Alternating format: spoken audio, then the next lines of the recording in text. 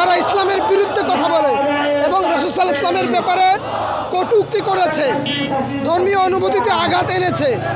এরপরে আপনার বিভিন্ন সময় দেখছি তারা ইসলামের বিরুদ্ধে অপপ্রচার চালাচ্ছে এবং স্বৈরাচার হাসিনাকে প্রতিষ্ঠিত করেছে আপনার যুদ্ধ অপরাধী এই ভুয়া মামলা দিয়ে।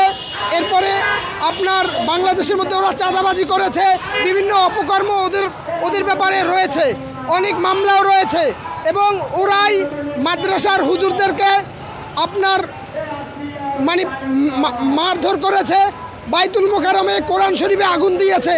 এরাই শাহবাগী। ওরা ওইখানে আপনার ইসলাম শাহবাগে সেখানে তারা আপনার মিটিল মিসিং করেছিল, ইসলামের বিরুদ্ধে অপরাধ নিয়েছিল, এই জন্য ওদের নাম ওই জায়গা অনুসারে ওদের নাম বলানো হয়েছে। আসলে শাহবাগী এটার মিনিংটা হচ্ছে নাস্তিক, ইসলাম বিদ্বেষী। এটাই শাহবাগের মূল মিনিংটা হচ্ছে ইসলাম বিদ্বেষী, নাস্তিক। তবে শাহবাগী বললে সবাই চিনে যে এরা শাহবাগী, এরা ব্লগার, ইসলামিক বিদ্বেষী এবং ইসলামের বিরুদ্ধে কথা বলে এবং ধর্মীয় অনুভূতিতে আঘাত আনে এবং বর্তমানে রাষ্ট্রের মধ্যে এরা আপনার রাষ্ট্রকে অস্থিতিশীল করার জন্য একটা পায়তারা চলছে। এই জন্য হাসিনার দোসর হিসেবে আবার ওরা কাজ করতেছে। আমাদের আলেম ওলামাদের বিরুদ্ধে, যারা হাদিস কোরআনের বিরুদ্ধে, আপনি এটার বিরুদ্ধে যারা করছে ওদের শাহবাগী বলা হয়।